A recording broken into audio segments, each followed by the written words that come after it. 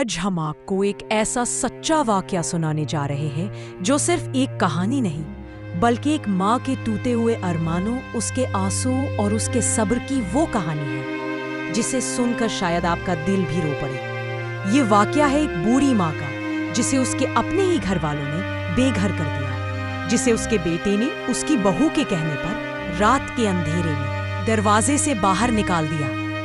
وہ ماں جس نے کبھی ٹھنڈ میں اپنے کپڑے اتار کر اپنے بیٹے کو اوڑھا دیے، آج اسی ماں کو برف سے جمتی سڑکوں پر اکیلے چھوڑ دیا گیا۔ اس بوڑھی ماں کا نام تھا آمنہ۔ چند سالوں پہلے تک وہ اپنے گھر میں ٹھیک ٹھاک تھی۔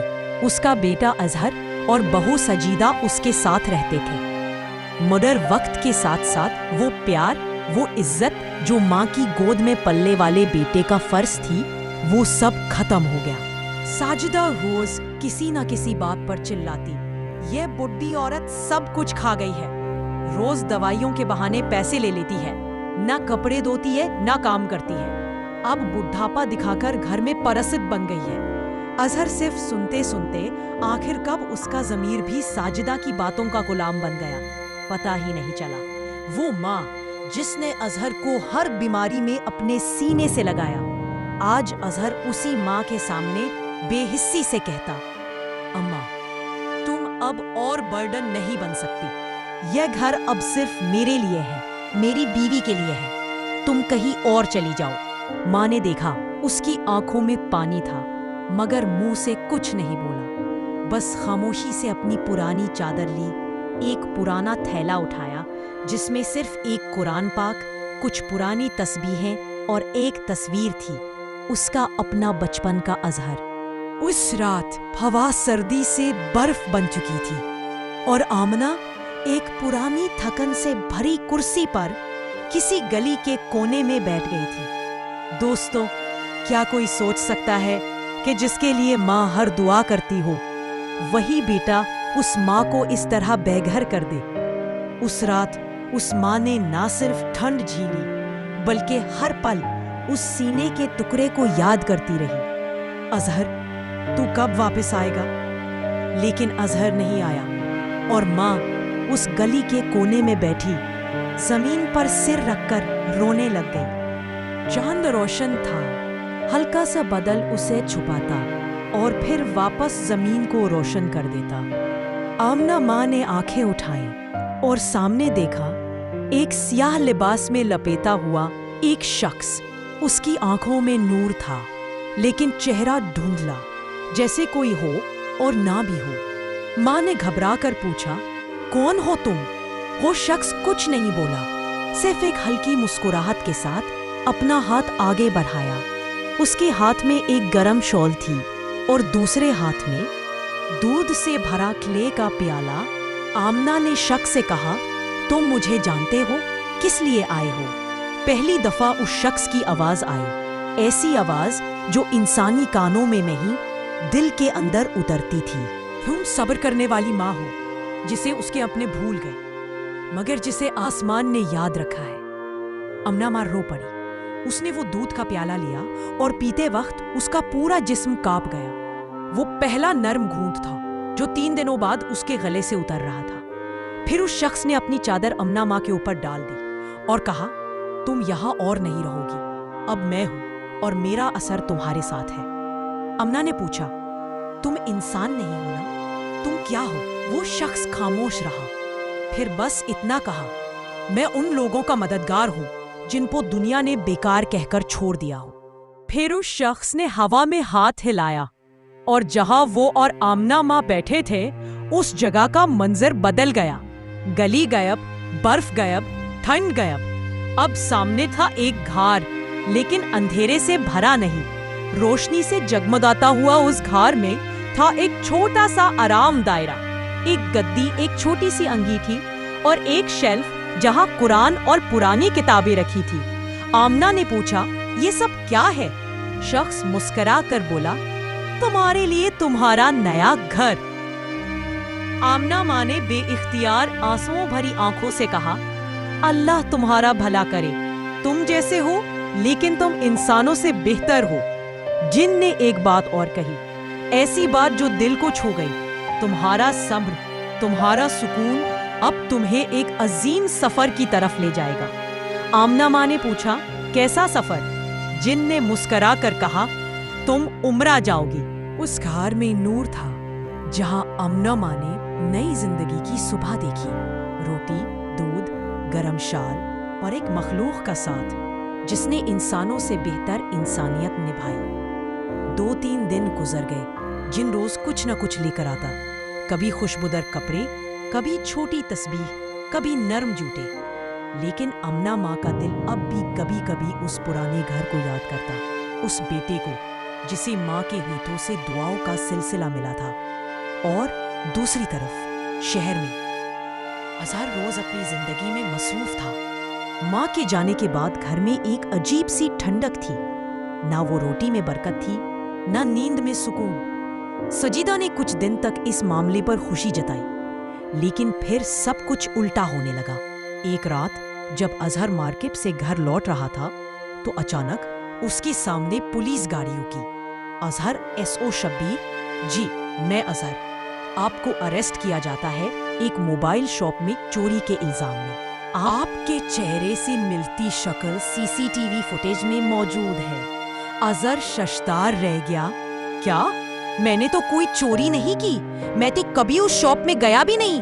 لیکن پولیس نے کچھ نہیں سنا، ہٹے کری لگائی، گاڑی میں بٹھایا اور اس کی عزت، اس کا رعب، سب کچھ سڑکوں پر بکھ گیا۔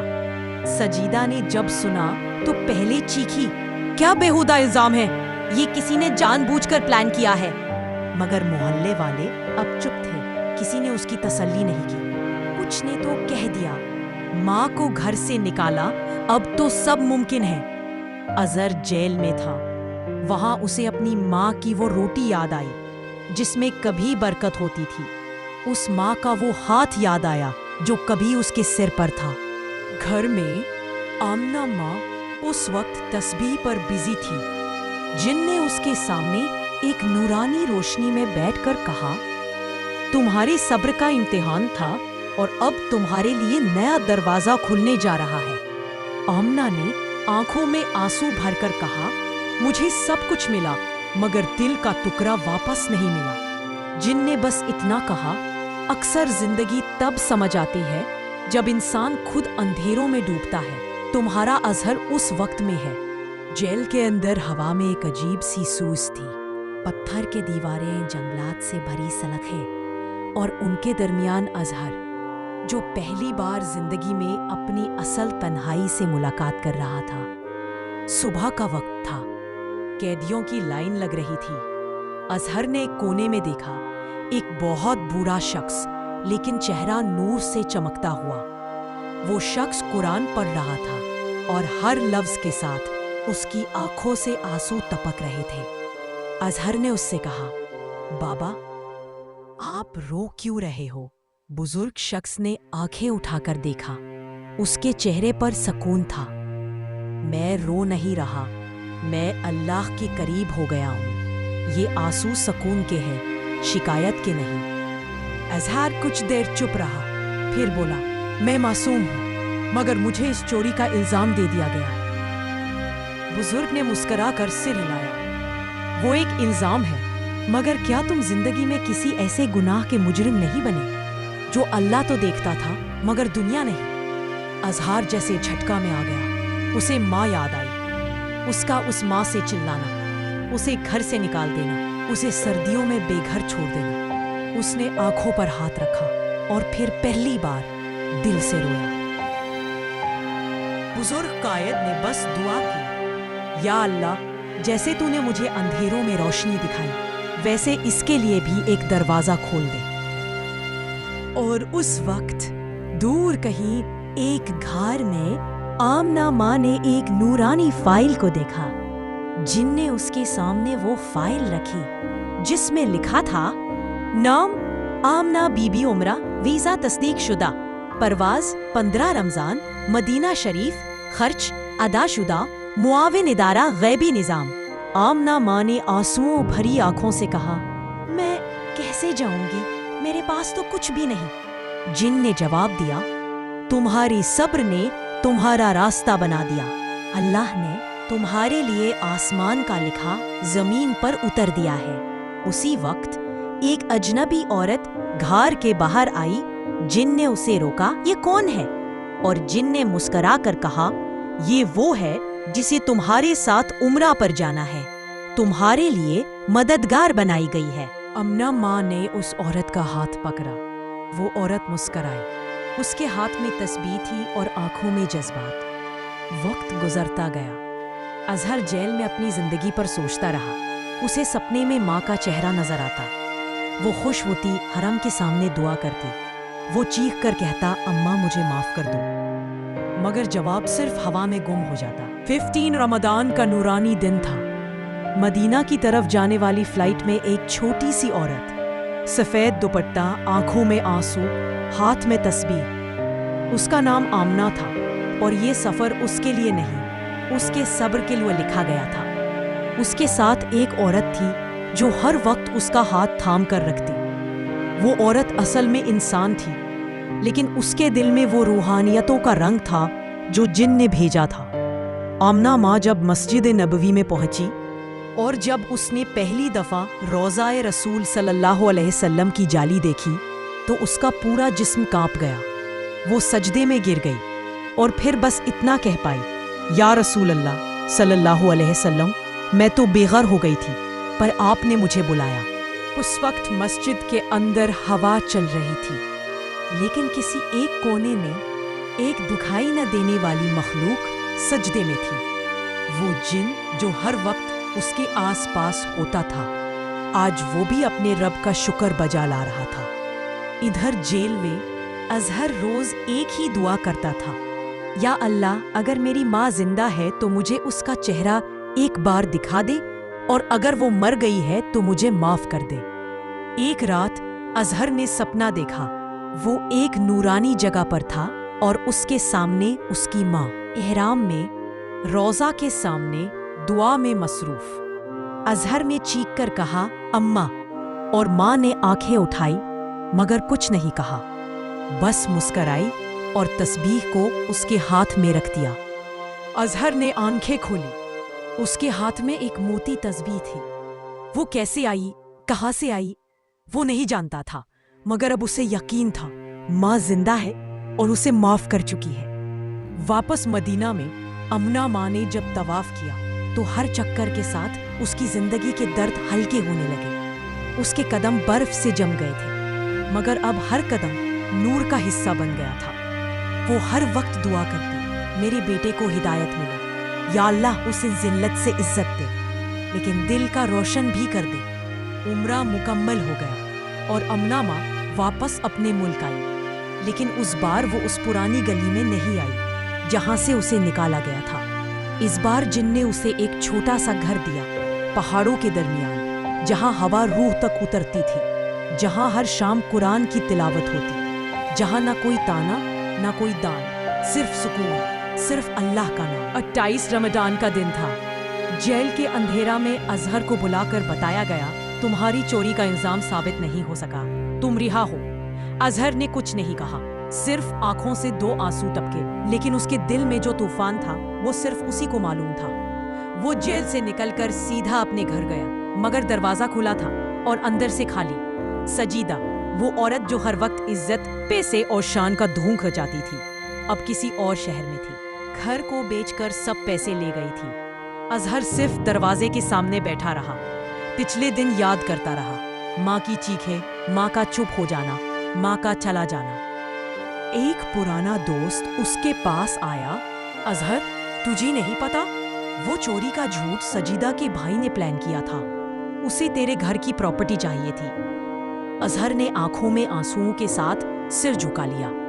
میں نے اپنی ماں کے ساتھ برا کیا، اور اللہ نے مجھے دکھایا کہ انسان جب ماں کی نہیں سنتا تو دنیا بھی اس کا ساتھ چھوڑ دیتی ہے۔ دور کہیں جب آمنہ ماں اپنے چھوٹے سے روحانی گھر میں قرآن پڑھ رہی تھی، تب جن اس کے سامنے آیا، لیکن اس دفعہ اس کا چہرہ پوری طرح روشن تھا۔